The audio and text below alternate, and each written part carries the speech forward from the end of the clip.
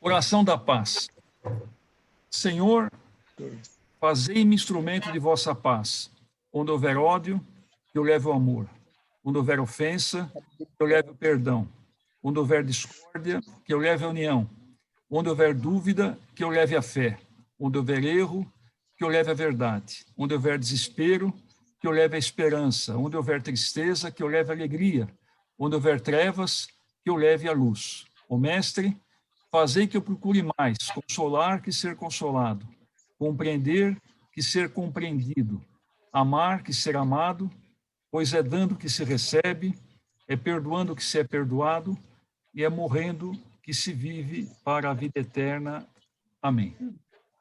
Parabéns. Amém. Amém. Bom, eu queria, obviamente que essa oração normalmente é feita por outra pessoa, para não ficar cansativo, mas eu queria, antes de passar para o momento principal da reunião, que é o doutor Naline, em primeiro lugar, eu queria saudar os colegas que venceram o sufrágio aí da última eleição, que aqui estão, né, que é o Juarez, que é o Ferrara e que é a Thaís. Mas eu também eu queria deixar... Obrigado. Eu não queria deixar de registrar também que todos os candidatos tiveram um nível excelente. Então, eu queria também salientar a presença do José Pesa, também teve uma votação expressiva. Aqui não se encontra a Carbone, que também tem uma votação muito boa e um currículo muito bom. Então, e obviamente também o doutor Biasotti, que também se inscreveu nesse páreo aí. Eu até comentei com alguém que parecia até um jockey, né? Estava se disputando páreo a páreo, centímetro a centímetro. Essa foi a sensação que eu, de Bonetti, doutor Justino, o Arruda e a Francis tiveram quando nós participamos da apuração dos votos. Então, sejam todos bem-vindos. Eu estimulo a que aqueles que não tiveram oportunidade nesse pleito, que continuassem participando. O nosso estatuto ele permite que membros que queiram ou que estão afastados por doença, por uma série de problemas, passem uma categoria de membros remidos e, com isso, abrem vagas para membros, para concurso para membros titulares. Então, estimulo a que todos participem, tá? Bom, a gente criou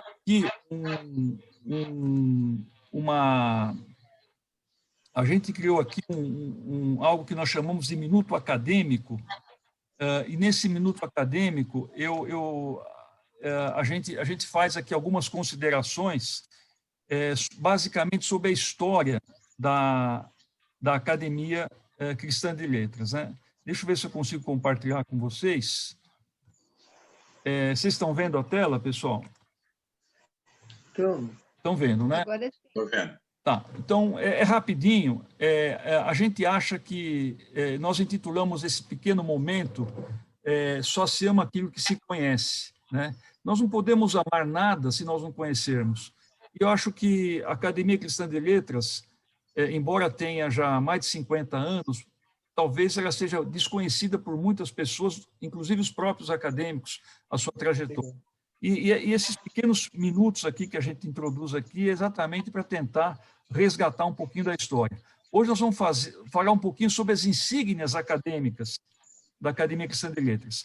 Então, constava no segundo estatuto da Academia Cristã de Letras, que é o de 1976, que as insígnias acadêmicas se constituíam-se aproximadamente de uma faixa e uma roseta, né? E uma largura de 7 centímetros, assim como um colar.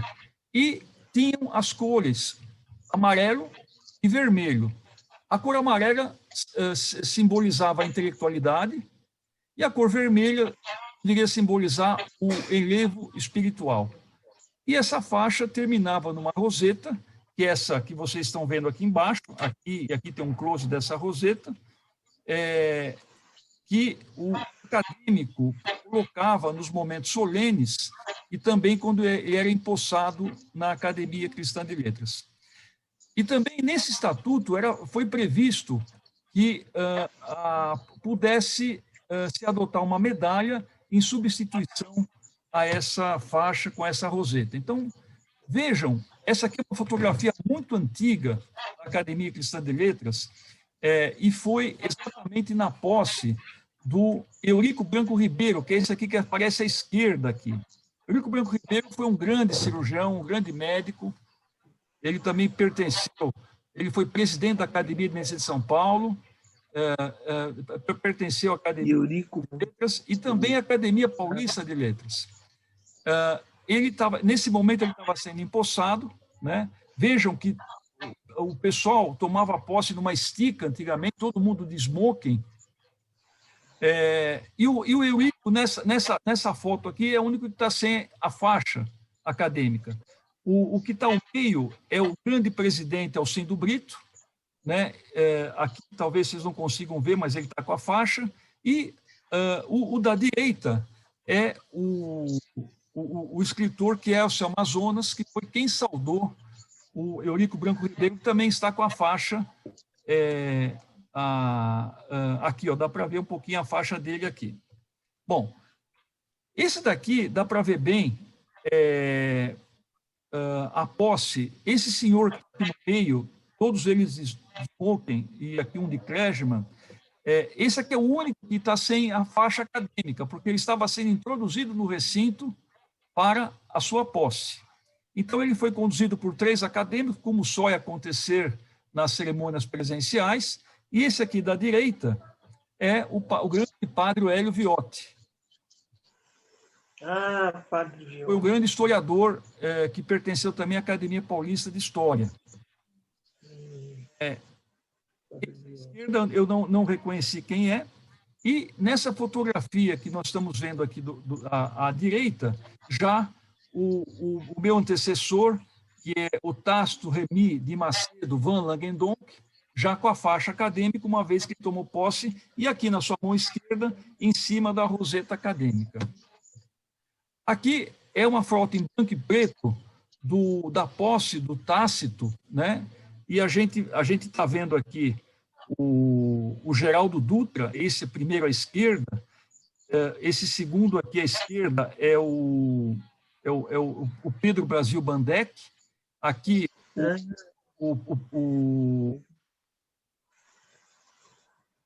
o José Pedro Leite Cordeiro, que também pertenceu à Academia Paulista de Letras, e ele foi também presidente por um curto mandato na nossa academia.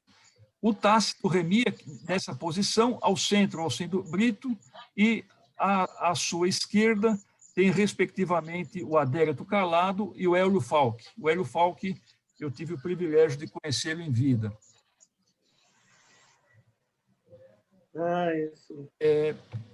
Bom, o Geraldo Dutra de Moraes, que é esse que está aqui em cima, ele foi quem coordenou um projeto de medalha acadêmica, né? Ele foi quem coordenou um projeto de medalha acadêmica em 1979. E a medalha acadêmica, vocês se recordam que o símbolo da academia foi feito pelo Biagio Mazzei, que é um pintor, um escultor, nonagenário, acredito que talvez ele esteja vivo ainda, mas a medalha acadêmica, o cunho da medalha acadêmica foi entregue a outro renomado escultor, que foi Luiz Morrone, que é esse que está aqui à direita. O Luiz Morrone tem trabalhos de escultura, particularmente de ermas, em vários pontos da cidade de São Paulo. E ele colocou, no anverso da medalha acadêmica, colocou São Francisco de Assis e a Porciúncula, aqui ao fundo. E é o mesmo quadro que tem na sede da Academia Cristã de Letras. E o símbolo da Academia Cristã de Letras, que foi feito pelo Biagio Mazzei. Essa medalha tem uma faixa que segue as cores da roseta. O vermelho simbolizando o relevo espiritual, e o amarelo simbolizando a intelectualidade. Essa foto aqui tem detalhes da medalha acadêmica, que os acadêmicos mais antigos têm. Aqueles que ingressaram, eu quero ter esse privilégio de dar a eles também, não tive por causa da nossa ausência de reunião física. E aqui é a posse do Carlos Corrêa de Oliveira, que foi também um jornalista e também presidiu a nossa Academia Cristã de Letras. Vejam que na posse do Carlos Corrêa, que foi em 91, já não existia nem mais o smoking e nem a faixa acadêmica. Então, a faixa acadêmica que nós mostramos aqui, ela persistiu mais ou menos até os inícios dos anos 80. E, a partir daí, ela foi substituída pela medalha acadêmica. E, para não esquecer, o nosso símbolo, né, que foi feito pelo Biagio Mazei, na gestão do querido Adolfo Leme Giglioli, quando completou, na primeira gestão dele, quando completou 35 anos de academia, ele fez um broche, um bottom, e fez um bottom colorido, né? E, aliás, ficou muito bonito. Os mais antigos têm esse broche. E nós propusemos, obviamente que consultada a diretoria da academia, né, e feita a primeira assembleia, tá, em 6 de outubro, nós propusemos que essa ideia do querido Giglioli fosse homologada oficialmente na Academia Cristã de Letras, né? Então, fizemos uma primeira assembleia, e a segunda assembleia geral será daqui 2 dias, e obviamente que essa assembleia vai ser reservada aos acadêmicos que já tomaram posse. Infelizmente, os acadêmicos eleitos não vão participar dessa assembleia, porque estatutariamente isso é vedado, mas eu estimulo que todos os nossos acadêmicos participem de quinta-feira agora. Nós já divulgamos o acesso pela internet dessa assembleia, e nós vamos definir apenas uma coisa que ficou pendente na assembleia passada. Foi 2 opções. Que esse azul fosse um azul assim, homogêneo, ou que esse azul tivesse uma tonalidade degradê. Então, essa é só a finalidade da Assembleia. Nós vamos votar em qual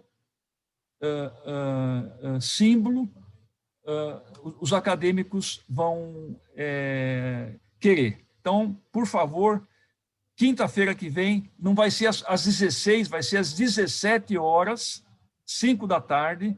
Por gentileza, vamos participar dessa Assembleia, porque quanto mais acadêmicos, maior força e maior prestígio para a Academia Cristã de Letras. A Academia Cristã de Letras não se resume na diretoria, e muito menos no seu presidente, se resume em todos vocês que fazem parte dela. Estejam certos disso. Bom, falei demais, eu queria reservar aqui agora alguns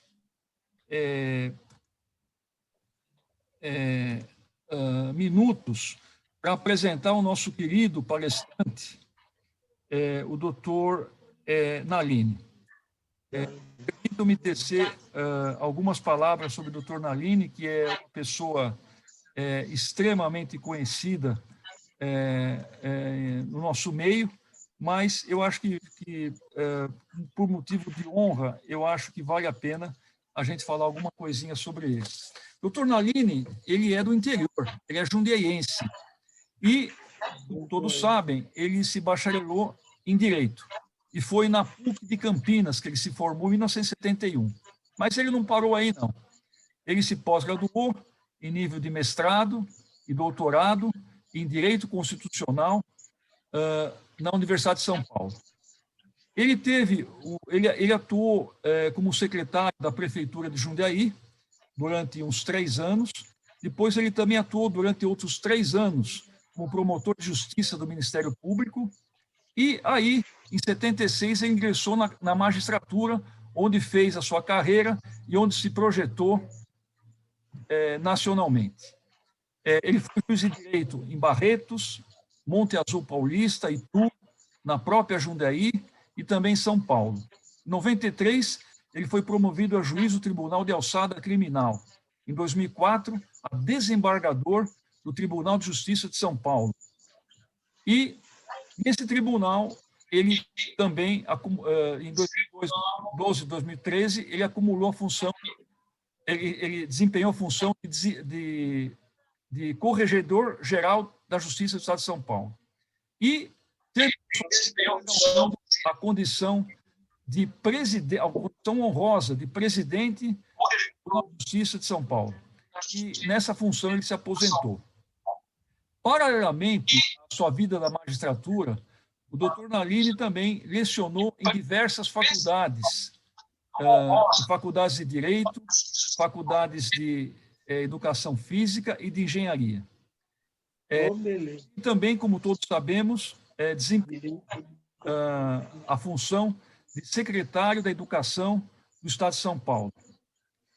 O doutor Nalini, atualmente, ele está aposentado da magistratura, mas ele não parou de trabalhar. Atualmente, ele é secretário da ele é o reitor da Uniregistral, Universidade Corporativa dos Registradores Imobiliários de São Paulo. Ele recebeu a Comenda do Ipiranga, a Comenda do Ordem do Mérito, que é uma comenda de Portugal, dentre outras homenagens recebidas. Nosso querido doutor Nalini teve a honra de ingressar na Academia Paulista de Letras em 2003, ocupando a cadeira cujo patrono é o José Bonifácio.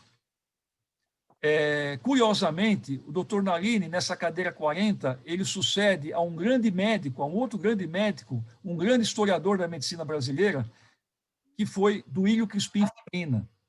O Duílio Crispim Farina também, curiosamente, foi membro da Academia Paulista de História, da Academia Paulista de Letras e foi presidente dessas duas entidades. Dr. Nalini está desempenhando atualmente o seu terceiro mandato como presidente da Academia Paulista de Letras. E um fato notório, no seu segundo mandato, ele teve a honra de presidir a academia exatamente quando ela estava completando o seu primeiro centenário de existência. Dr. Nalini ingressou na nossa academia em 2004 e ele tem como patrono o padre Belchior de Pontes. Ele é o terceiro ocupante da cadeira número 8 e sucedeu a um outro médico, o João Cavaral Ribas. Atualmente, o Dr. Nalini faz parte do Conselho Consultivo da atual gestão da Academia Cristã de Letras. Dr. Nalini tem mais de 2 dezenas de livros publicados. Eu vou apenas citar alguns deles, apenas a título de ilustração.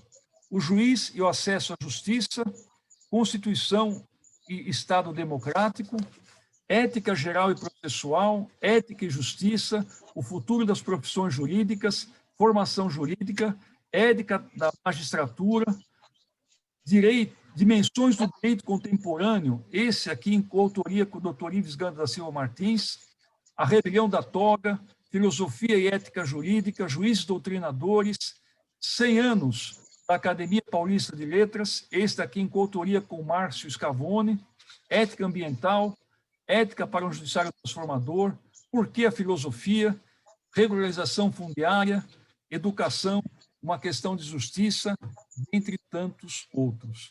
Doutor Nalini, é uma honra imensa a sua pertença à Academia Cristã de Letras e é uma honra muito grande tê-lo conosco nessa tertúlia. Eu já falei muito, vou me calar e peço que todos, por gentileza, desliguem os seus microfones, por gentileza. Doutor, a palavra, por gentileza. Obrigado, presidente Hélio Belliomini. Não falou que ele estudou medicina na minha cidade, que tem uma das melhores faculdades de medicina do Brasil. Professores excelentes e é uma autarquia municipal. Eu participei da criação dessa faculdade, tenho muito orgulho disso. Mas eu queria agradecer muito a Vossa Excelência, senhor presidente, me convidando para conversar com os companheiros, com os confrades e confreiras da Academia Cristã de Letras sobre a educação e a 4ª Revolução Industrial. como foi há pouco mencionado, a minha vida toda é mergulhada no universo jurídico. Então, todas as minhas elucubrações, elas começam com a análise da Constituição. E antes mesmo de assumir esse desafio de ser secretário da Educação no Estado de São Paulo, que é uma tarefa angustiante, porque a secretaria tem 400 mil funcionários na folha de pagamento, 5.400 escolas, em 645 municípios, cerca de 4 milhões de alunos, não é? Enfrenta uma série de problemas. Eu já gostava de educação porque comecei a aprender com os alunos desde 1969, no Instituto de Educação Experimental de Jundiaí. Hoje se chama Escola Estadual de Primeiro e Segundo Grau Dom Gabriel Paulino Bueno Couto, que foi o primeiro bispo de Jundiaí. Então, a educação ela foi tratada com muito carinho pelo Constituinte de 1988. Quando nós lemos a Constituição, nós vemos que o artigo 205 diz: a educação, direito de todos e dever do Estado e da família, será promovida e incentivada com a colaboração da sociedade, visando ao pleno desenvolvimento da pessoa, seu preparo para o exercício da cidadania e a sua qualificação para o trabalho. Então, essa leitura do artigo 205 da Constituição, ela por si já valeria uma reflexão bastante aprofundada por parte da sociedade. Vejam que o Constituinte fala: educação é direito de todos. O que significa isso? Toda criatura humana, em qualquer idade, cor, etnia, origem, estamento social, profissão, sexo, religião, ideologia, tem esse direito fundamental à educação. Então, desde a mais tenra idade até o último suspiro, todos têm direito à educação, direito fundamental, essencial à vida digna. Eu me lembro sempre que a professora Esther de Figueiredo Ferraz, tão amiga de todos nós, ela dizia que nós aprendemos a cada dia da nossa existência, aprendemos até com a morte, né? Filósofos diziam que filosofar é aprender a morrer, é treinar para a morte, que é algo inevitável, né? Todos nós vamos enfrentar. Agora, esse direito de todos é também um dever de todos. Por quê? O Constituinte, escolhido pelo povo, o único titular da soberania, né? Soberania é aquilo que nós aprendemos como poder incontrastável, absoluto, né? O povo, através do Constituinte, ele dispôs que a educação é dever do Estado e da família em colaboração com a sociedade. Não há ninguém que esteja excluído da responsabilidade de educar e de incentivar continuamente o aprimoramento da educação. As finalidades da educação também foram previstas pelo Constituinte e de uma forma bastante densa, bastante consistente, né? São 3 as finalidades. Primeiro, o pleno desenvolvimento da pessoa. Segundo, seu preparo para o exercício da cidadania. Terceiro, sua qualificação para o trabalho. E aí que nós podemos perguntar, como brasileiros, a educação brasileira está atendendo a essas finalidades? O que é o pleno desenvolvimento da pessoa, né? Nós temos de pressupor que a criatura humana tem a vocação da perfectibilidade, ou seja, nós temos de ser a cada dia um pouquinho melhores do que fomos ontem, né? E hoje menos do que amanhã. Até uma medalha francesa que os namorados entregam para as namoradas, que é muito bonito dizendo isso, né? Hoje mais que ontem, menos que amanhã. E cada indivíduo tem potencialidade para crescer em sapiência e espiritualidade até que ele atinja a plenitude possível. Então, nós temos essa vocação. Cada criatura é um ser que está em constante construção, né? Nós nos edificamos como seres humanos a cada dia. A segunda finalidade, que é o exercício adequado da cidadania. O que é cidadania? Hannah Arendt dizia que é o direito a ter direitos. Isso é cidadania. É uma ideia extraída daquele conceito alicerce, que é um dos alicerces da cultura ocidental, que é o da polis grega, né? As pessoas se reuniam na ágora e participavam da gestão da coisa pública as pessoas capacitadas, aquelas que tinham condições de administrar a polis, a cidade. A cidadania tem que fazer com que o indivíduo tenha vez e voz, não só para escolher o governante, mas para participar da gestão da coisa pública, para criticar, para fiscalizar, para controlar e até, em democracias mais aperfeiçoadas, de tirar o governante que não esteja respondendo adequadamente às aspirações da sociedade num determinado momento histórico. Aquela finalidade de qualificar para o trabalho, vejamos que o Constituinte foi muito sábio, ele não falou em emprego. O século XXI é o século da extinção do emprego. Aquele emprego de alguém trabalhando para outrem, que é o patrão, né? Uma situação que gera antagonismo, né? O patrão é sempre alguém opressor, o empregado é sempre o oprimido, o expoliado, né? Algo que está bem emblemático na justiça trabalhista brasileira, é uma excrescência, não há países que tenham justiça trabalhista, não é? É uma justiça que, durante muito tempo, foi uma espécie de Robin Hood, não é? Considerando sempre o patrão alguém que é injusto, o empregado, por menos razão que ele tivesse, alguém que precisa da proteção do Estado. O Constituinte não fala em emprego, ele fala qualificação para o trabalho, né? E trabalhar é uma operação que tem que ser prazerosa, né? Nós não estamos mais na fase de dizer trabalharás com o suor do teu, viverás com o suor do teu rosto, como se trabalho fosse um castigo. Não, trabalho. Quando eu acho que quase todos nós aqui, privilegiados, integrantes da Academia Cristã de Letras, fazemos o que gostamos.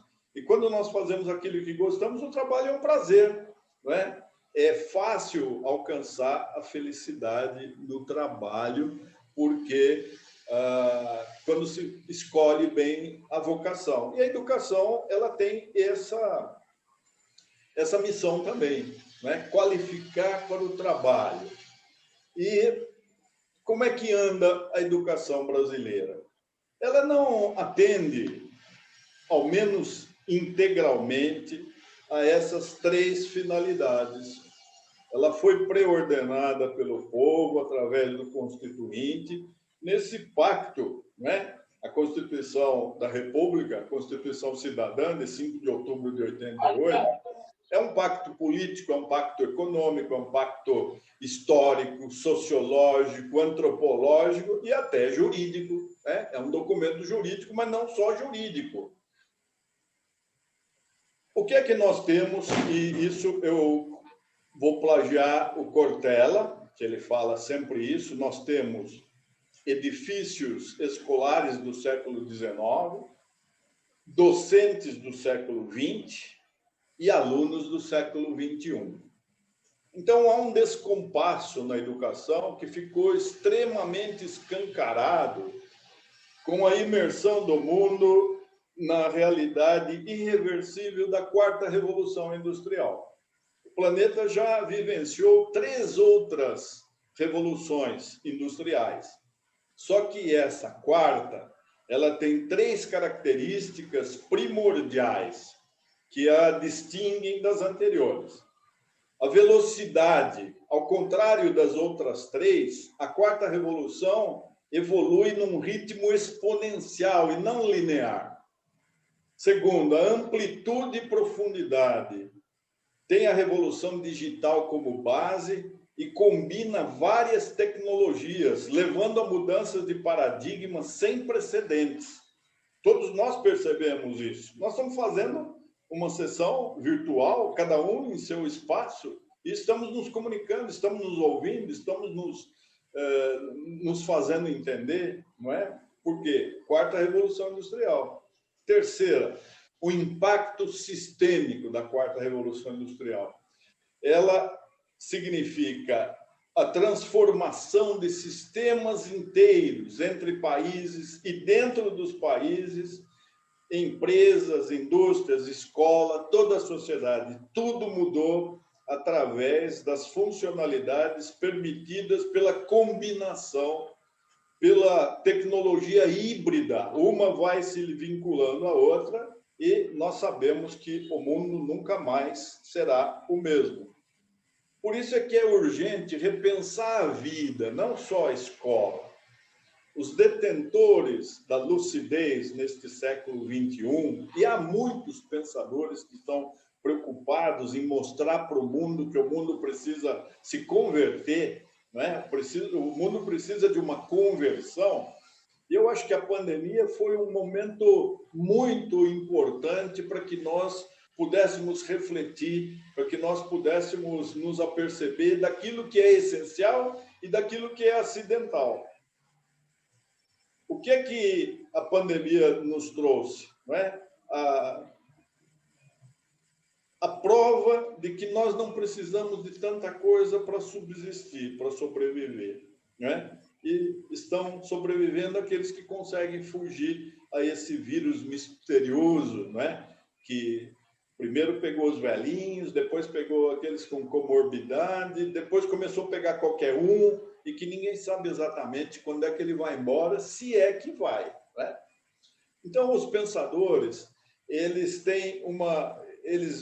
nos mostram que o século XXI tem a obrigação de, primeiro, gerar maior conscientização sobre a abrangência e a velocidade da revolução tecnológica e do seu impacto multifacetado. Esse impacto está em tudo, né? Nas comunicações, nos bancos, nos supermercados, na forma de pagamento, na forma de se comunicar. Tudo mudou, nos transportes, na energia. Bem, nós temos de criar uma estrutura para que possamos pensar sobre a revolução tecnológica, que perfila as questões principais e ressalta as respostas possíveis. Não é? Vem aquela pergunta ética, o nosso grande ético, professor Rui Altenfelder, da Comissão de Ética da República, ele sabe que nem tudo que a ciência permite, que a ciência autoriza, eticamente seria recomendável que nós adotássemos. Não é? E terceiro, nós temos de oferecer uma plataforma que inspire a cooperação público-privada e as parcerias em questões desafiadoras. É mais urgente ainda repensar a escola, porque seria a escola a instância adequada para que nós buscássemos a verdade e buscássemos uma formação adequada das novas gerações que têm à sua espera o quê? O inesperado. Nós não podemos mais planejar e contar com a estabilidade, contar com previsão. O exercício da futurologia sempre foi alguma coisa para explorar as mentes mais ingênuas. Mas hoje, todos nós sabemos que não é possível planejar nada. Nós estamos caminhando num mundo em que a incerteza está à nossa espreita, não é? Então, para uma geração de nativos digitais, as crianças hoje já nasceram com chips, aparentemente, não é? É praticamente impossível acreditar na eficácia das aulas prelecionais. Aquelas aulas em que o professor fala 45 minutos, numa topografia anacrônica, necrosada, de enfileirar alunos, o último da fila, que normalmente é o mais inteligente, não é o nerd que fica no gargarejo, ele só enxerga a nuca dos colegas da frente. Ele não aguenta 45 minutos de aula expositiva se ele consegue aqui no celular, no Google, informações muito mais atualizadas e coloridas e com som, não é? Ele não consegue mais acompanhar as aulas.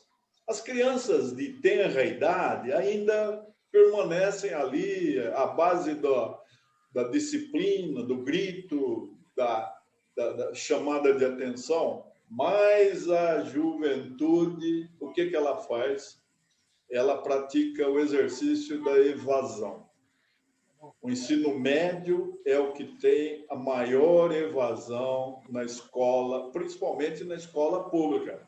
Porque a escola particular já percebeu isso e oferece muitos atrativos para uma geração privilegiada.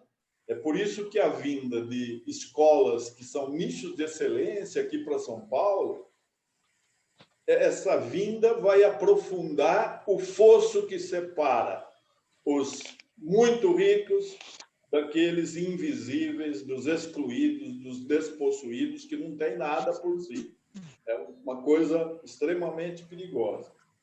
Então, a escola antiga, e ainda nós estamos vivenciando a escola antiga, ela, na verdade, não educa, ela adestra as crianças. Ela faz as crianças decorarem informações que podem ser encontradas imediatamente num site de busca.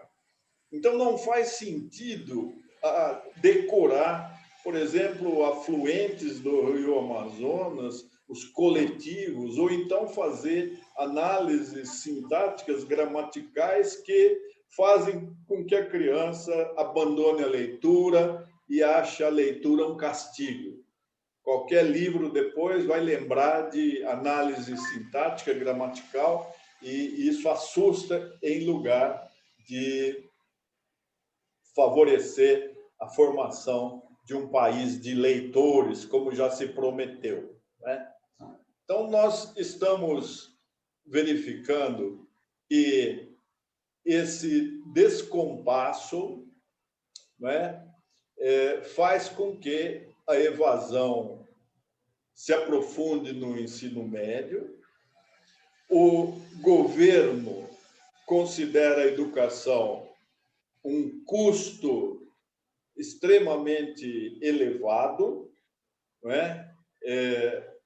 Gosta de resultados, então contrata consultorias que são elaboradas por especialistas em educação, que têm diagnósticos, têm teorias, mas nunca enfrentaram uma sala de aula, não sabem da aula. E isso também acontece na própria universidade. Assim que eu assumi a Secretaria da Educação, eu fui procurar o reitor da USP, que era, então, o professor Zago, de quem eu gosto muito, e falei, como é que a universidade pode nos ajudar? Ele falou, olha, aqui a Faculdade de Filosofia, Ciências e Letras, a Faculdade de Pedagogia, forma mestres, doutores, produz teoria, produz doutrina, produz livros, mas ninguém se interessa por dar aula. Dar aula é alguma coisa que ficou extinto quando se extinguiu, que foi uma calamidade, o ensino normal, né? O normal que ensinava a professorinha e alguns professores a alfabetizarem, né? A experiência que todos têm hoje é de uma calamitosa situação de iletrados. Quando não há um bom ensino fundamental, ninguém mais coloca barreiras. Ele passou pelo fundamental, ele passa, atravessa o ensino médio, ele chega à universidade, onde ele não é reprovado, e ele chega à pós-graduação sem saber concatenar uma ideia, sem saber utilizar corretamente o vernáculo, sem conseguir interpretar aquilo que ele lê. E são esses os que estão formando as futuras gerações. Nós precisamos ter escolas fincadas na realidade. Em 2017, o Conselho de Competitividade dos Estados Unidos, junto com a Deloitte, identificou as 10 tecnologias mais promissoras para o século XXI. Os Estados Unidos gostam de fazer aquelas os desafios, as tendências, né? Aquelas grandes tendências, eles gostam de trabalhar nisso.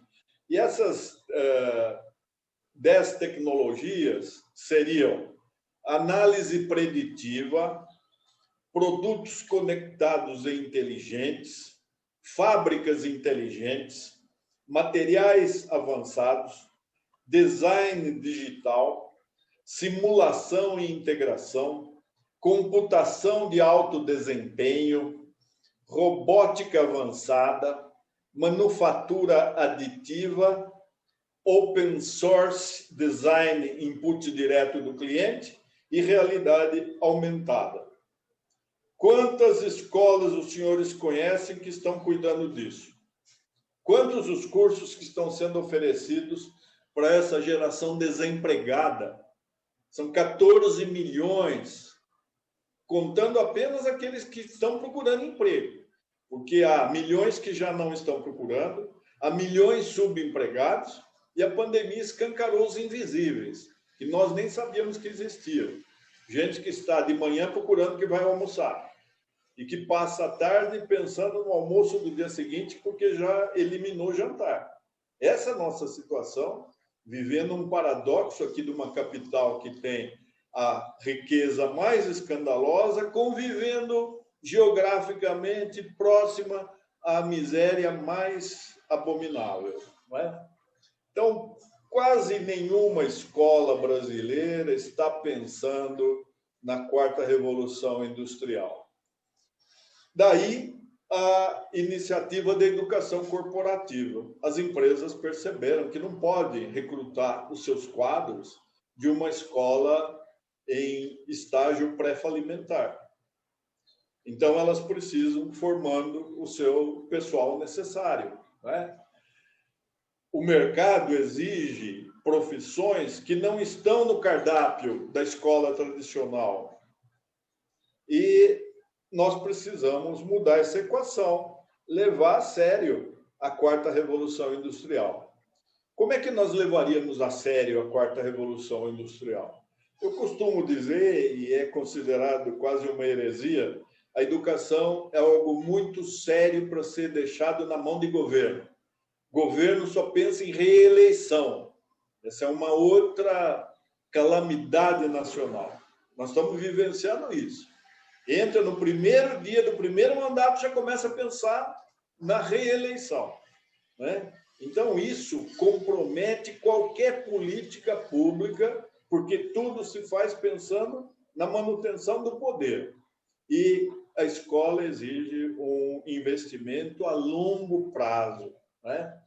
Então, da parte do Estado, nós poderíamos exigir que ele fizesse com que as concessionárias da comunicação cumprissem o compromisso de prover de conectividade de banda larga todas as escolas brasileiras e também as comunidades desassistidas, porque nós precisaríamos educar não só os alunos, mas os pais dos alunos, ou aquilo que substituiu o núcleo familiar. Nós não estamos percebendo que família, aquela família tipo, pai que trabalha fora, mãe que trabalha dentro de casa, um casal de filhos, é quase que animal em extinção. Nós temos mais de 20 núcleos que chocam os conservadores para dizer o que restou daquilo que significava a família. Mas é o núcleo onde ainda existe afeição, onde existe afeto, onde alguém cuida da alimentação do mais vulnerável e faz com que a criança não morra nos primeiros anos de vida. Então, nós precisamos educar essas pessoas também, através do ensino remoto. Nós precisamos investir na formação de docentes que sejam aptos aos desafios postos pela profunda mutação, porque o professor não é mais um papagaio repetidor de lições, leitor de apostilas. Ele terá de ser quase que um instrutor individual de cada aluno, para que cada ritmo seja possível de acompanhar. Então, a escola do futuro teria que fornecer conteúdo à distância, conteúdo agradável, e depois o professor fazer discussões e mostrar aquilo que o aluno pode explorar nas suas potencialidades. E não terá grande trabalho, porque a criatividade, a engenhosidade, o empreendedorismo, a inteligência dessas novas gerações é surpreendente. Eles são mais inteligentes do que os próprios professores, né? Estou me incluindo nisso. Depois, de parte da sociedade, nós precisaríamos assumir o compromisso de acabar com o analfabetismo. Nós somos um país de iletrados. Nós precisamos, cada um de nós, adotar alguém que pode ser o analfabeto mesmo, o analfabeto funcional ou o analfabeto digital. Não é? Não dá mais para viver ao largo, à distância dessa realidade eletrônica, informatizada, telemática, ou seja o que for. Nós temos que usar o jovem como tutor digital do analfabeto ou semi-alfabetizado digital.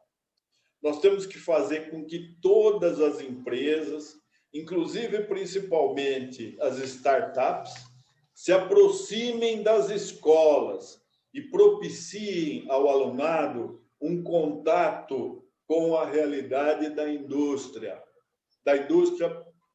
4.0 ou da indústria 5.0, que já está aí próximo, né?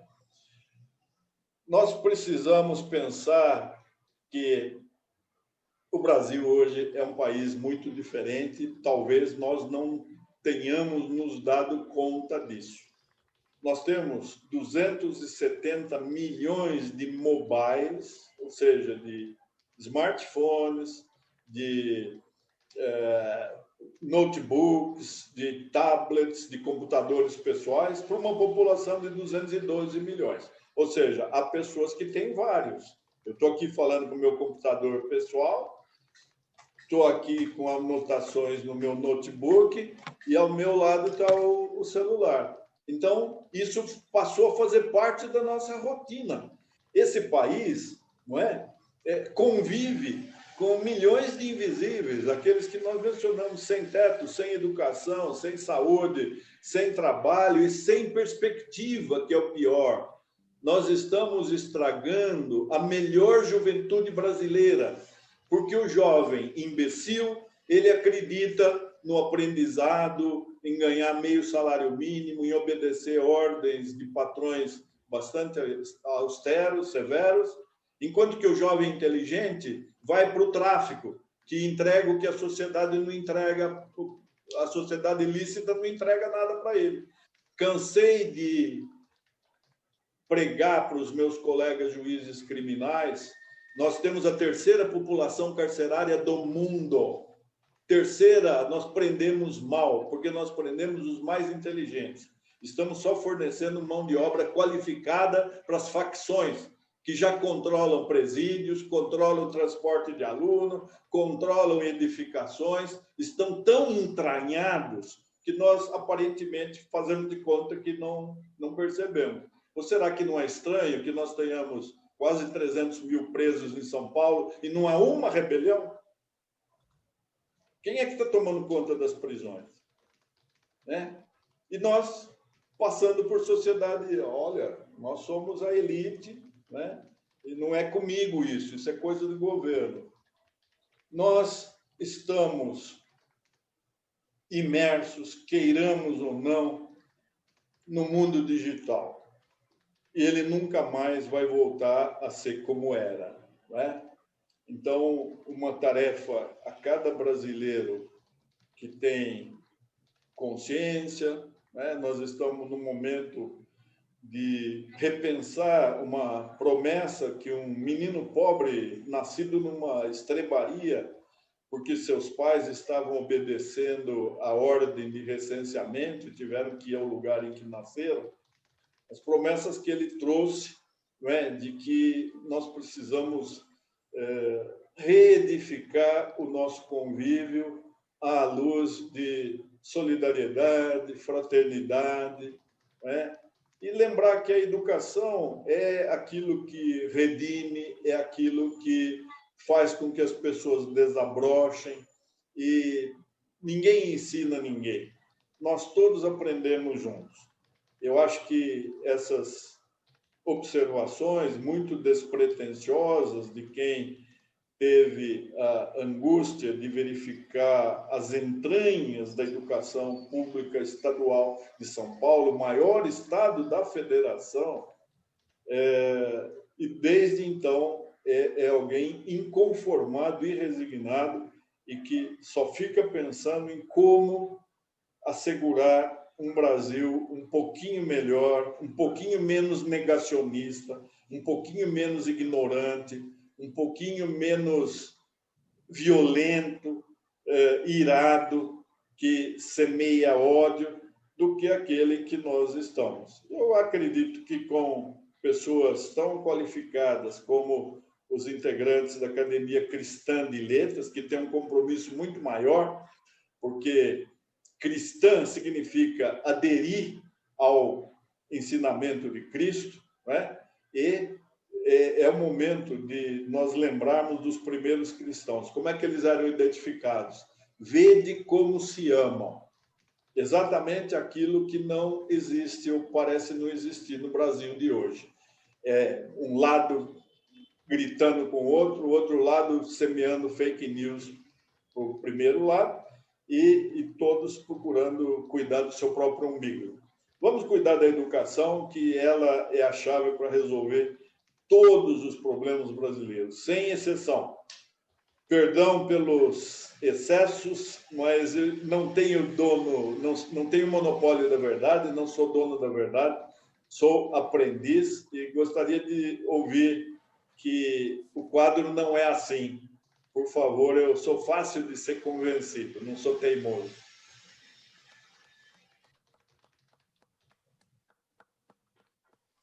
Naline, muito grato por essa reflexão maravilhosa. Eu gostaria de coordenar aqui uma sessão de comentários, perguntas. Eu pediria que aqueles que fossem se pronunciar fossem objetivos. Nós temos aqui vários professores universitários, né, que poderiam dar a sua contribuição. Então, que, por favor, fosse objetivo nas colocações para que mais pessoas possam se manifestar. Aquele que vai levantando a mão, começa pela de Bonetti, mais alguém, depois o Carlos Haddad, a querida... depois, alguém que mais levanta a mão. Então, na sequência, de Bonetti, Carlos Haddad e Raquel na primeira fase. Por gentileza, de Bonetti. Boa tarde a todos. Estão me ouvindo? Tá. Parabéns, Naline. É realmente muito preocupante o cenário que nós estamos vivendo. Eu queria fazer uma pergunta para o Naline. O que você acredita, embora você já tenha dito que talvez cada um possa fazer por uma pessoa e que talvez isso mude o futuro, mas o que você acredita que possa ser feito em termos individuais para mudar esse cenário, Naline? Então, eu acho que você se aproximar de alguém que precisa, né, e mostrar, por exemplo, como os horizontes se alargam com a leitura, né, ler para alguém, incentivar a ler, pedir para ler e depois vir conversar com você, isso na esfera individual faz milagres, né?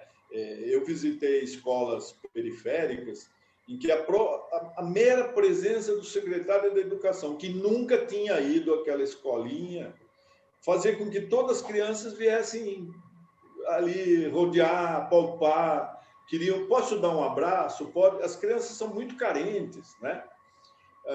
Então, isso agora, os grupos podem fazer milagres muito maiores.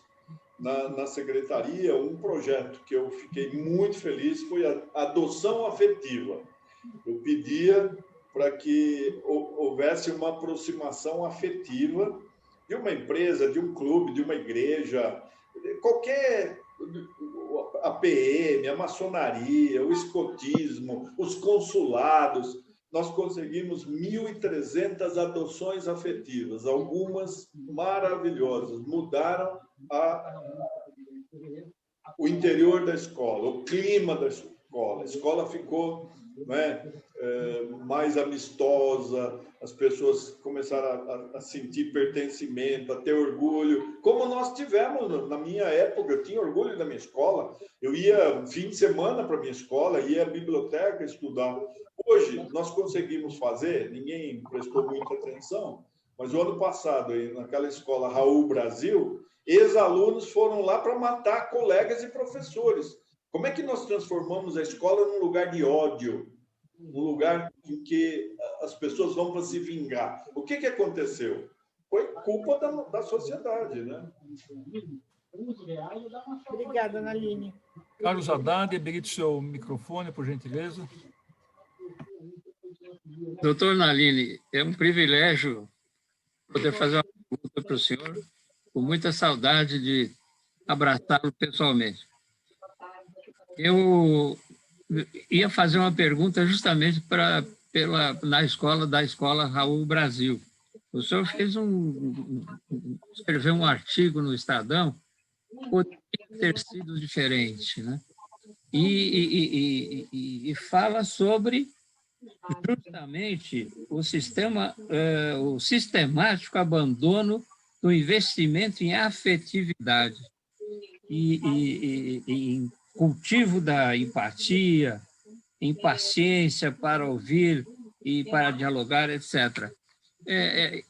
O senhor vê a médio prazo a possibilidade de algum governo fazer essa reforma na educação, nesse sentido, voltar à educação moral e cívica e tudo mais que desapareceu e parece que não retorna mais? O Carlos Haddad, a saudade é recíproca. Ontem ainda conversamos com o Célio Debs, eu converso bastante com o Célio Debs, ele gosta muito do senhor, e falamos da falta que o senhor faz, né, na Inesp, que agora foi fundida com a Prodesp. Mas esse tema que o senhor mencionou é um tema que poucas pessoas levam a sério. E uma das pessoas que levam a sério, eu tive a melhor das impressões dela, e foi uma parceira muito eficiente, foi a Viviane Senna, a irmã do Ayrton Senna. O Instituto Ayrton Senna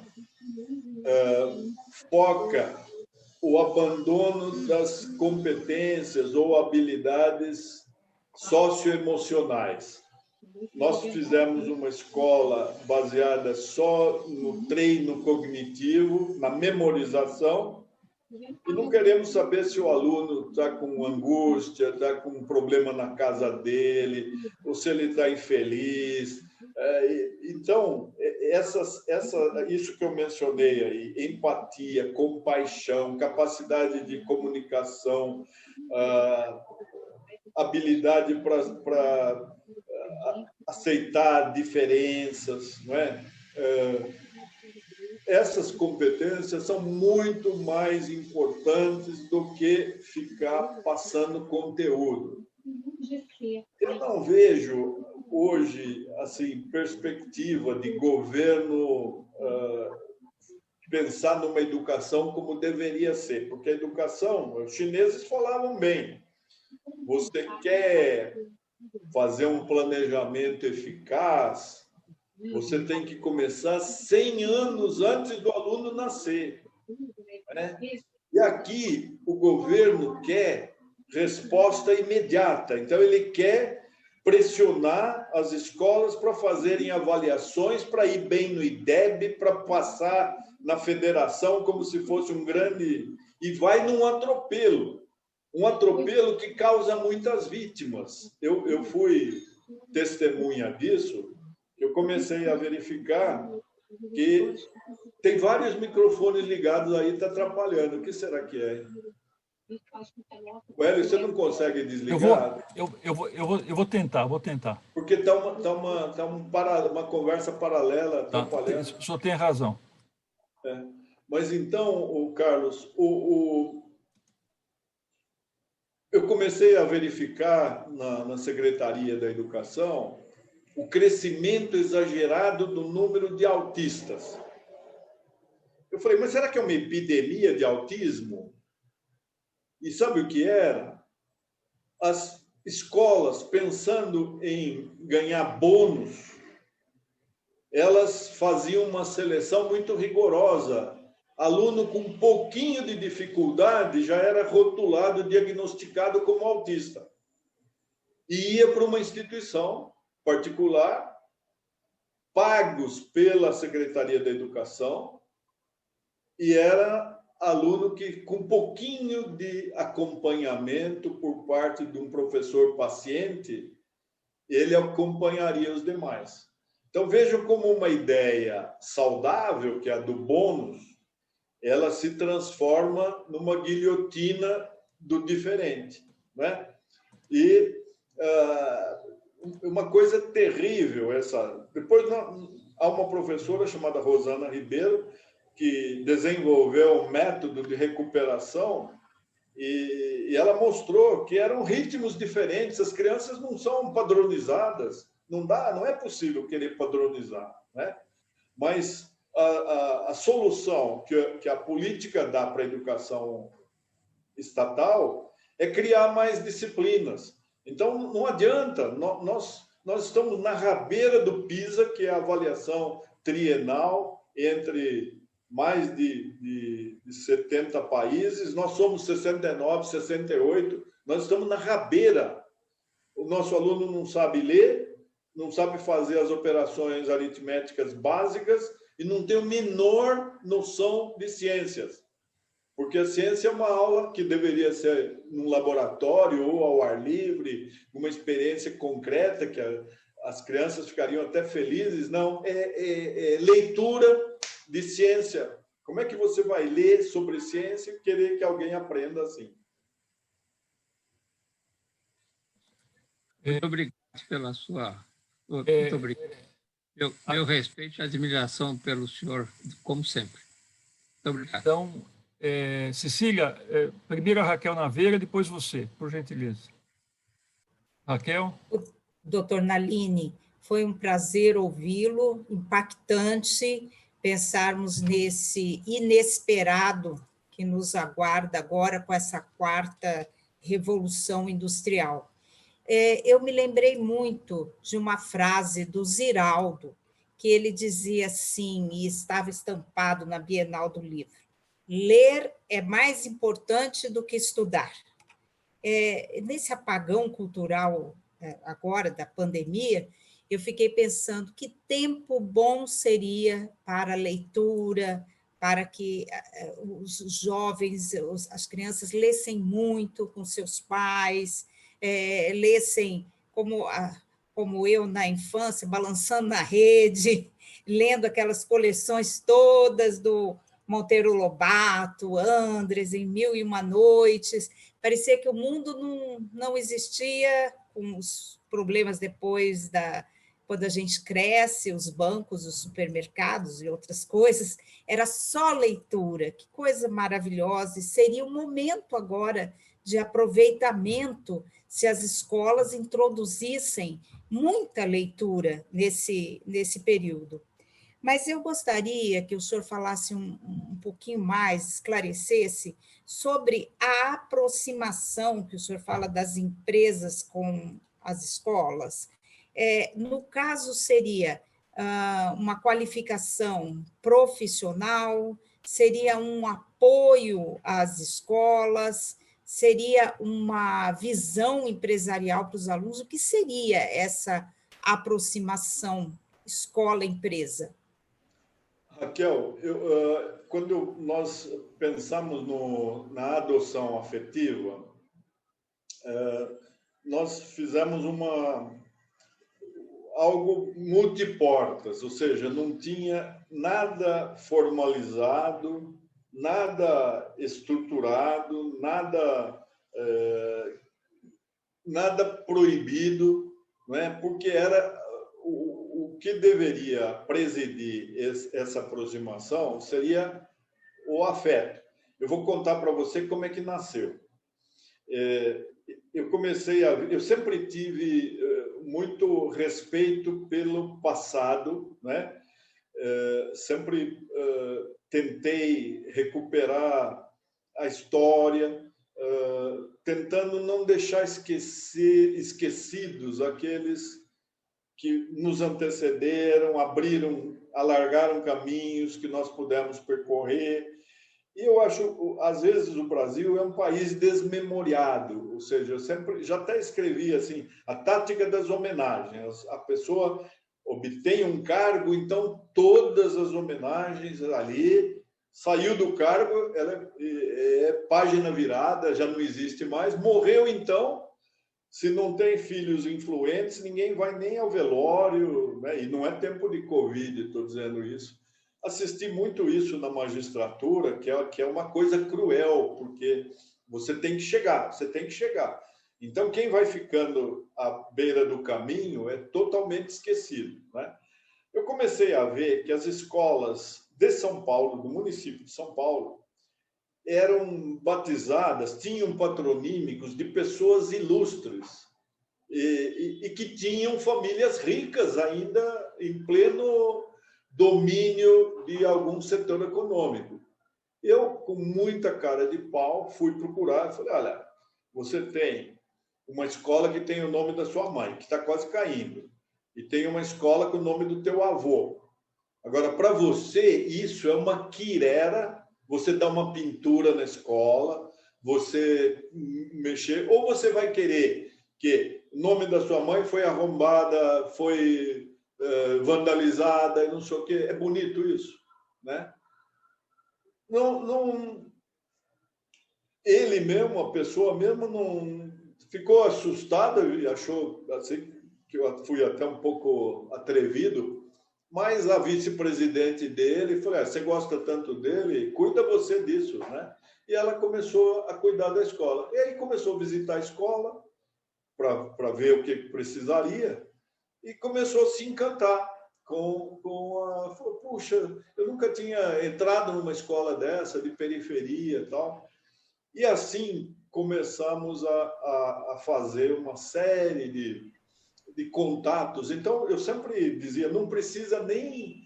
Não estou pedindo dinheiro, não estou pedindo doação, não é entregar uma coisa, é você se aproximar da escola, entrar numa classe, perguntar, como é que é seu nome, menino? Onde é que você mora? O que você está achando? O que você quer ser quando crescer? Eu fazia isso e fiquei extremamente triste porque não encontrei uma sala em que alguém quisesse ser professor. Né? Eu sou de um tempo que o diretor de escola na minha cidade era uma autoridade ao lado do juiz, do vigário, do delegado, né? Era alguém. Hoje o professor está muito desprezado, muito hostilizado, né? Então, agora, eu acho, as empresas... Eu tive um relato do secretário da Fazenda com o qual eu convivi no governo, que era o Elcio Tokeshi, né? O cara ótimo, um japonês brilhante. Um dia ele foi conversar lá na secretaria, dizendo a indústria paulista ela foi pensada para ser uma indústria intermediária, produzir insumos para um consumidor final, para uma outra indústria. Só que a quarta revolução industrial sucateou as indústrias paulistas, o Parque Industrial Paulista. Então, as plantas de novas indústrias, elas vêm completas do exterior e não compram um parafuso de São Paulo. Não se precisa comprar nada da indústria paulista. Ele falou, então, isso ele falou em 2018, né? Eu estou prevendo que o próximo governo vai ser um governo de 2 anos de penúria, porque o ICMS está caindo cada vez mais. E os outros 2 anos, se não houver um milagre, vão ser de miséria e convulsão social. Meu Deus! E isso não está muito longe. Não está muito longe. Então, eu acredito que, principalmente as startups, que são esses jovens aí, nós temos vários unicórnios, né? A gente não toma conhecimento porque parece que é alguma coisa que não diz com a nossa realidade. Mas tem essa juventude que está aí inventando coisas, ganhando dinheiro, e nós precisamos fazer com que eles se interessem por recrutar estudantes e mostrar para o estudante que ele não precisa ser necessariamente advogado. Um país que tem mais faculdade de direito do que a soma de todas as outras que existem, não pode dar certo, porque ele só cria conflito. Nós viramos um país Os estrangeiros falam assim, antigamente o esporte do brasileiro era futebol, hoje é litigar. Todo mundo litiga. É isso mesmo. Então, nós precisamos fazer essa aproximação. Agora, já há muito, mas nós precisamos de escala, Raquel. Né? Por exemplo, a universidade corporativa lá dos registradores. A escola, mesmo a faculdade de Direito, não fala uma aula dos 5 anos sobre o registro de imóveis, sobre como fazer uma matrícula, como fazer uma verbação, nada. Então, os registradores têm que formar o seu pessoal. E assim, muitas outras empresas. A gente precisaria fazer isso em escala. Houve uma tentativa que a modificação do ensino médio, que já vai incluir uma profissionalização. Esses dias, por sinal, Maria Helena Guimarães Castro, o Rossielli, que é o secretário atual, e o Rafael Luquezzi, salvo engano, escreveram um artigo interessante na Folha, dizendo como é que deveria ser essa aproximação. Agora, nós não podemos mais ignorar que a escola precisa preparar para o trabalho e precisa pensar qual é o trabalho que será necessário. Né? Eu confesso, Raquel, que eu sempre dei aula, desde 69, e eu dava aula simultaneamente num nicho de excelência, USP ou FAAP, né? Que tem só pessoas bem diferenciadas, e numa escola periférica, para poder sentir o chão da fábrica. Isso até como exercício de humildade, porque o juiz tende a ser prepotente, arrogante, todo mundo chama de excelência, né? Aquela coisa que... Então, se você não convive... E eu ficava extremamente triste de ver que, quando chegava no quarto ano, os alunos começavam a pagar grandes empresas para fazer a festa de formatura. No meu tempo, a festa de formatura nós fazíamos uma comissão, era uma coisa artesanal e gostosa, porque a própria preparação era um convívio amistoso. Hoje não, eles contratam uma grande empresa que faz o baile, faz o jantar, faz uma viagem.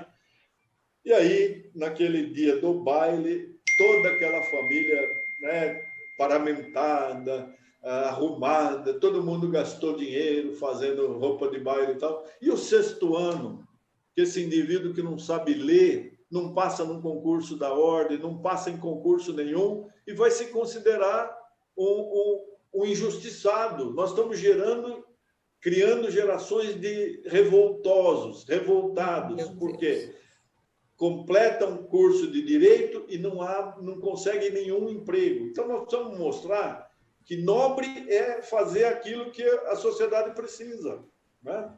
Como agora, nós precisamos de cuidador, nutricionista, enfermeiro, coveiro, infectologista. Tudo isso. Né? Hélio. Muito obrigada. Formação, apoio, afeição. Muito obrigada, doutor Nalini. Hélio, Geraldo Nunes. Eu gostaria de fazer uma pergunta, é possível?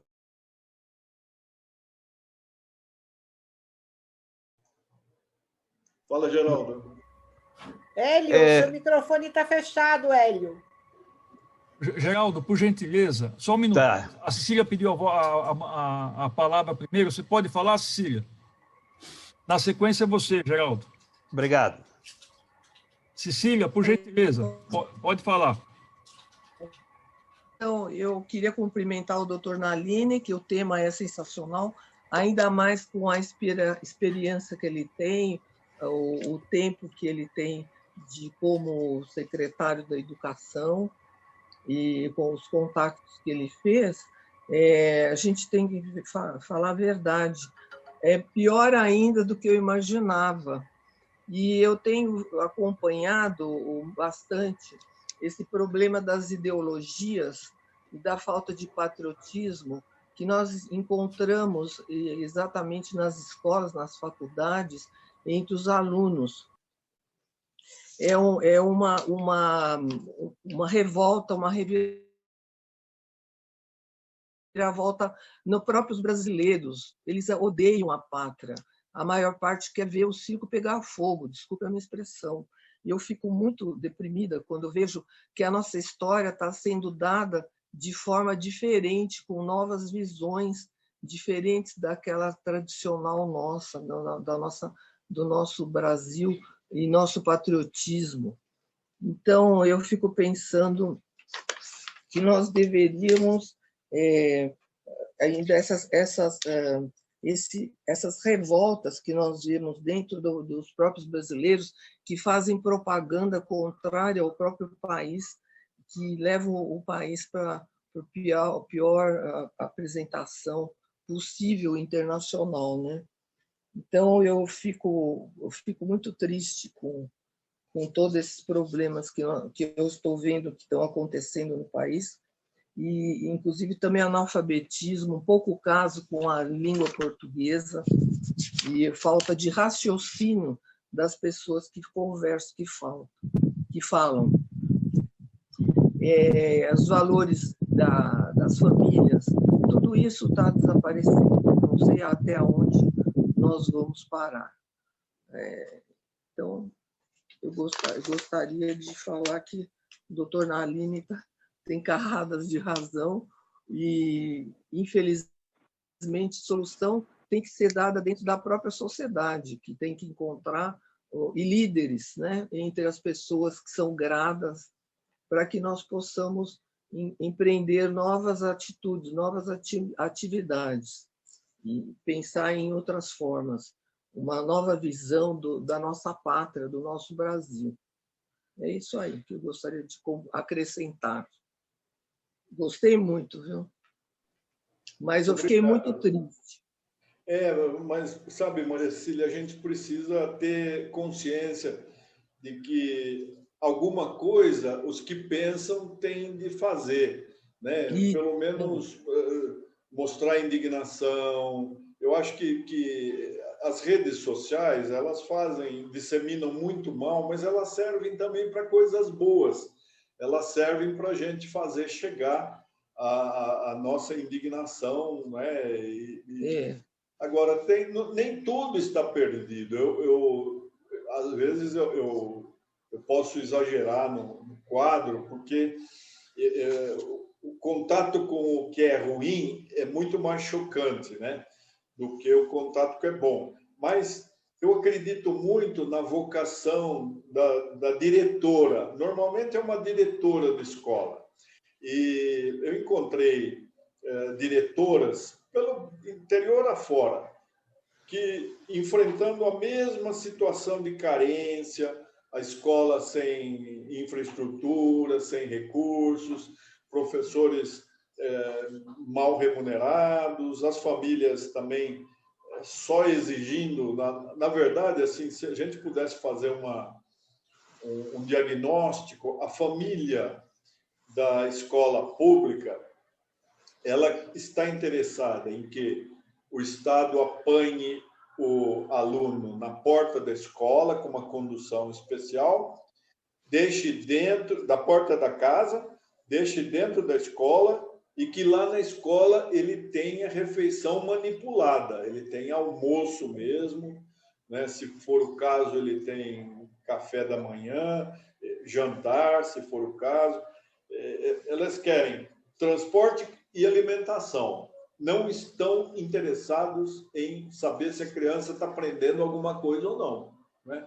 Mas com todo esse quadro, algumas diretoras tão sacrificadas, tão devotadas, tão idealistas, elas mantinham a escola como um relógio funcionando, com corpo docente motivado. Então, eu acredito muito no protagonismo, sabe? Se a gente conseguisse apoiar as diretoras, os diretores, nós mudaríamos a situação da escola pública com mais facilidade do que nesse trabalho individual, como a de Bonetti falou. É válido, mas quando você consegue transformar uma escola, a irradiação das consequências é muito mais efetiva, né?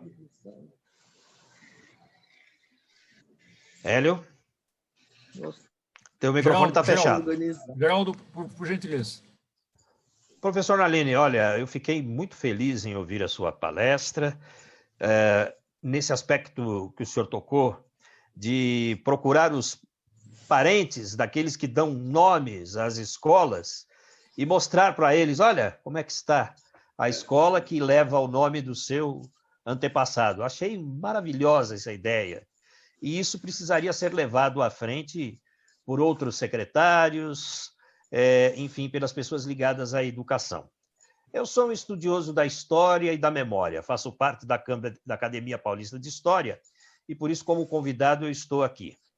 E, reportando um pouco da memória paulista, nós lembramos, por exemplo, do senador Freitas Vale, que eram mecenas dos artistas. Tivemos depois Titilo Matarazzo, que nos deixou um legado maravilhoso das bienais. Tivemos Assis Chateaubriand, que era um empresário do ramo jornalístico, era uma pessoa difícil, um homem durão, mas está aí o Museu de Arte de São Paulo. E nós, ao mesmo tempo, eu vou um pouco no sentido inverso do que colocou a Maria Cecília, eu acho que falta realmente patriotismo, mas nós não podemos só culpar os pobres por essa falta de patriotismo. Nós precisamos culpar a ideologia da sociedade dominante. Porque o que nós vemos hoje é apenas pedido de refis. Todos os anos chegam para o governo e pedem refis. Ou seja, o perdão, ou formas de pagar as dívidas tributárias que o empresariado tem com o governo. Eu não vejo mais uma preocupação do empresariado no sentido de investir na educação, por exemplo, através dos nomes das escolas. Como é que o senhor está vendo a participação da classe dominante, do empresariado, no sentido de restituir a qualidade da educação, pelo menos se patrocinassem a volta de um Mobral, por exemplo, já seria ótimo para o Brasil. Mas eu não vejo nada disso, eu só vejo pedidos ao governo, reclamações e apoio do empresariado, da classe dominante, quase nenhum. Como é que o senhor analisa isso? Olha, Geraldo, você tem razão. Assim, o empresário brasileiro, ele já foi melhor, assim, né? Nós tivemos, quando você falava, eu me lembrava do Roberto Simonsen, Verdade. né? Que na Cerâmica São Caetano ele fez uma verdadeira revolução. Seria até interessante, Hélio, que um dia você convidasse o José de Souza Martins para falar o que a família Simonsen significou na formação dele. Ele era um menino que não teria condições de chegar ao pináculo que ele chegou se não tivesse tido o apoio já então do Vitor Simonsen, filho do Roberto Simonsen, que, por sinal, foi fundador do SESI, né? Hoje é o Instituto Roberto Simonsen, e o SESI mantém escolas de um altíssimo nível, né? O SESI é uma prova de que existe essa preocupação. Agora, o que acontece, as indústrias brasileiras, elas estão sendo... elas estão migrando para outros controles, que são controles, às vezes, internacionais, às vezes apátridas, Geraldo. Então, não há não há muito interesse em formar uma elite brasileira para aqueles que vêm investir somente porque nós temos uma mão de obra pouco qualificada e que, portanto, se satisfaz com salários vis, né? Então, esse é um risco também que nós estamos correndo.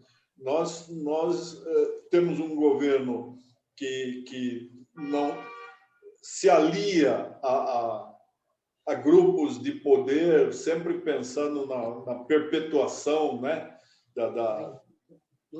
do poder, e não exige do empresariado um compromisso com a terra onde ele está investindo, né?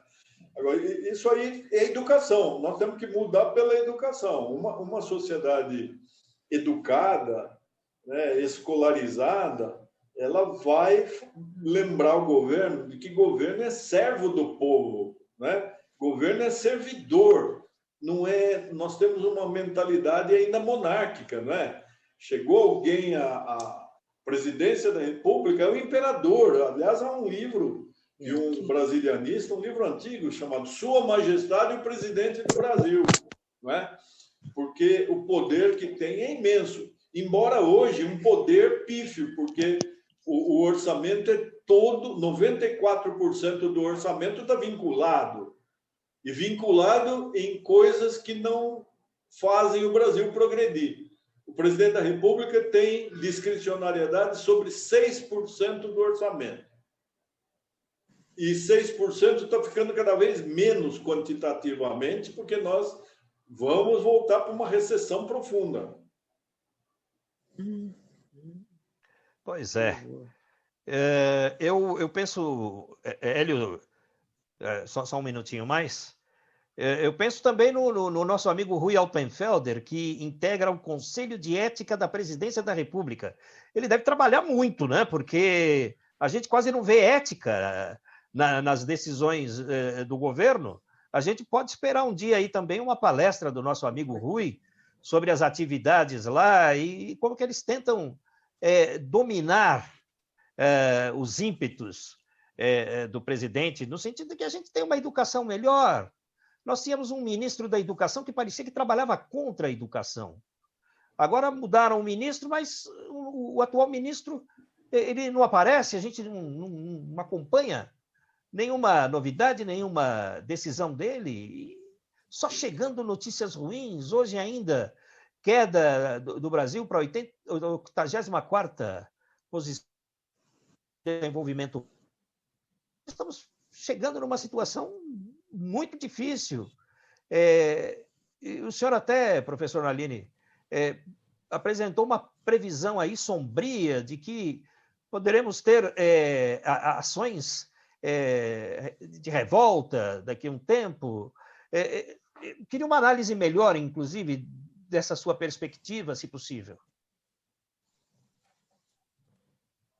Está fechado o seu microfone.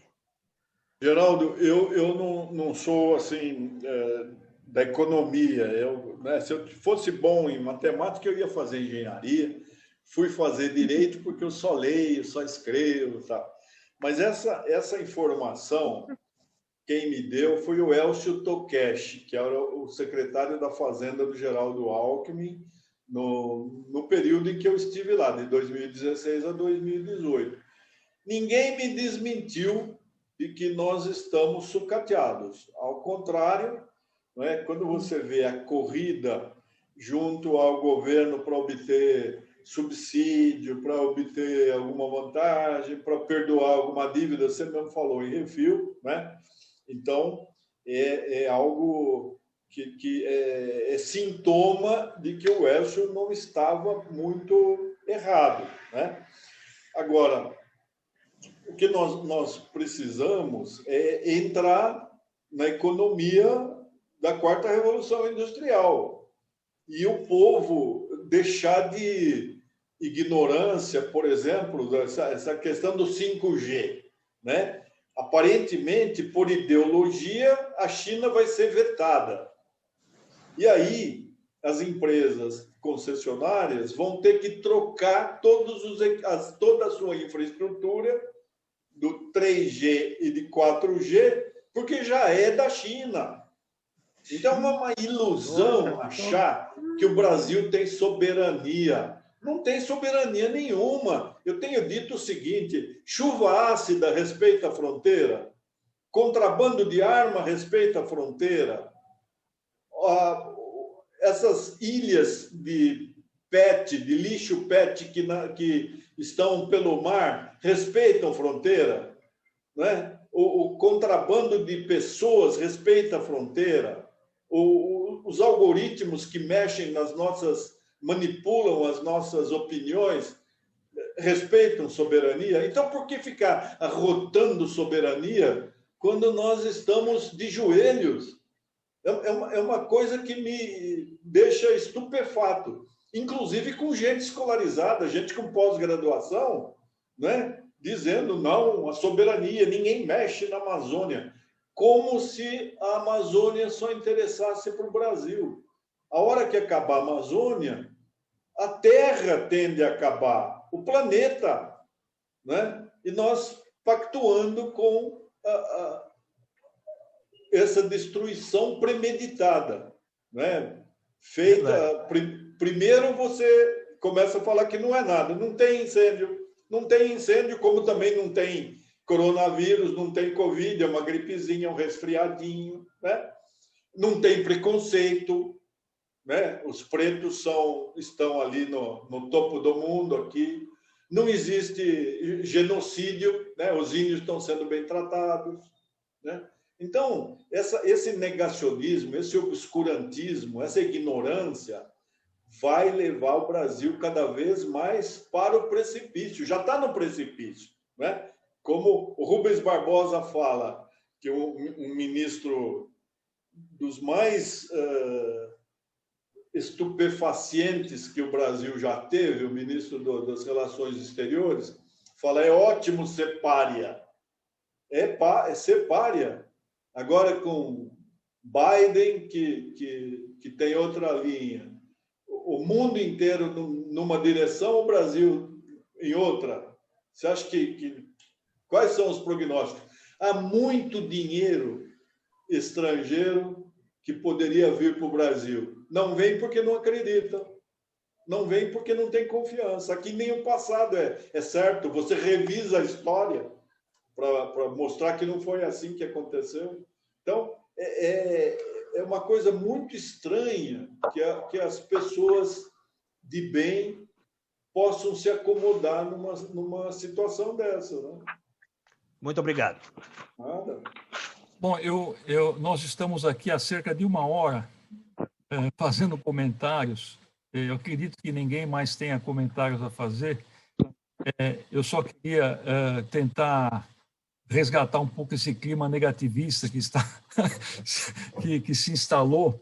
Eu queria frisar, o Dr. Nalini fez um trabalho brilhante quando ele adotou a empresa cidadã, adote uma escola, né? Adote efetivamente uma escola, E dentre as entidades que ele citou, ele esqueceu de incluir o Rotary. E aqui temos pelo menos 2 rotarianos, um sou eu e um é o Carlos Ferrara, e talvez até o Haddad já foi rotariano. Foi um projeto brilhante, eu participei nessa época, o Carlos Ferrara também participou, e pelo menos a escola que nós adotamos foi maravilhosa, porque nós melhoramos o entorno da escola, melhoramos a quadra de esportes, criamos uma biblioteca, e com isso nós elevamos também a autoestima daqueles que lá estavam. Então, eu acho que nem tudo está perdido, né? Nem tudo está perdido. E saliento que isso aconteceu já há cerca de 2 anos, e nós continuamos esse projeto até hoje. O Rotary, inclusive, do nosso distrito, continua com esse projeto até hoje de adotar uma escola. É claro que são situações isoladas, mas o oceano também se faz de gotas, né? Como disse a Madre Teresa de Calcutá. Bom, eu queria finalizar a reunião, mas antes de finalizar a reunião, 3 rápidos recadinhos, 3 rápidos recados aqui. O primeiro, eu queria, doutor Nalini, eu vou mandar para o senhor esse mimo aqui, esse certificado digital, se Deus quiser ainda hoje mesmo, mas como lembrança da sua participação nessa nossa tertúlia aí, que muito nos enobreceu. Eu também queria dizer para vocês que, obviamente, janeiro não haverá tertúlia, né? A diretoria resolveu por bem dar uma trégua, e nós voltaremos à tertúlia, se Deus permitir, em fevereiro. Em fevereiro nós teremos o prazer de ter a nossa querida Di Bonetti, que vai falar sobre Di Bonetti, o modernismo brasileiro, e Anita Malfatti, exatamente no mês em que se comemora os 91 anos da Semana... 99. 99 anos da Semana de Arte Moderna no Brasil. Então, eu já convido todos a esse dia aí. E também queria finalizar, uma vez mais, agradecer o nosso querido doutor Nalini, agradecer a presença de todos vocês que aqui se encontram e desejar um Santo Natal a vocês, às suas famílias, e também que 2021 seja pelo menos 1% melhor do que foi 2020. Se for pelo menos 1% melhor, já está bom. Quiçá, se for mais, melhor ainda. Mas se for pelo menos 1%, já está bom. Eu, pelo menos, tenho que acreditar no otimismo, né? Porque só cuida de tragédia o tempo todo, tem que acreditar na esperança. Tá bom, pessoal? Então, muito obrigado pela presença. Obrigado. Muito obrigado um ótimo Natal a todos. Carinho. E até a próxima, se Deus permitir, pessoal. Até a próxima. Obrigado, pessoal. Muito obrigado, doutor Nalini. Tchau, Rui. Tchau, Di Bonetti. Tchau, feliz ano novo. Tudo de bom. Tchau. Foi muito bom estar com vocês. Muito bom, parabéns pelos eventos.